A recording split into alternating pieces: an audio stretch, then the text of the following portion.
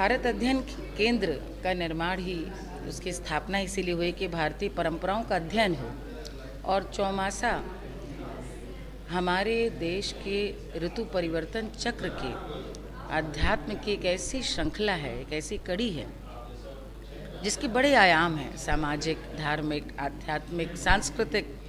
उन सब आयामों पे चर्चा करके अपने को बेहतर समझना, अपनी संस्कृति की धारा को और बेहतर समझ उसकी निर्धारित हो, इसी उद्देश्य से चौमासा का आयोजन किया गया है। जो देवशायनी एकादशी से जो प्रारंभ होता है और देवोत्थान एकादशी तक, ये कार्तिक मास की चारों मास, आषाढ़, सावन, भादो और कुआर, इन 4 महीनों की जो पूरी प्रक्रिया है, उस पूरी प्रक्रिया में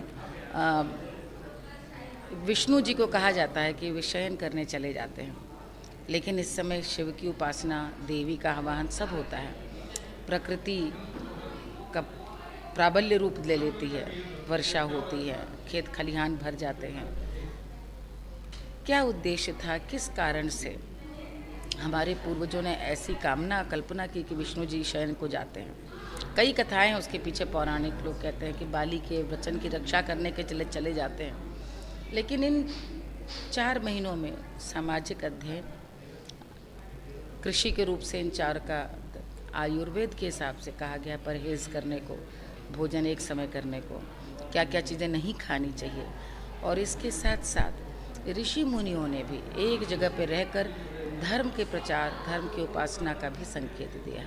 तो मैं बस यही प्रार्थना करती हूँ कि सारे विद्वान जुट करके इस पर जितनी मीमांसा करेंगे, नई बात पैदा होगी, हमारे लोग ज्ञान अर्जन करेंगे।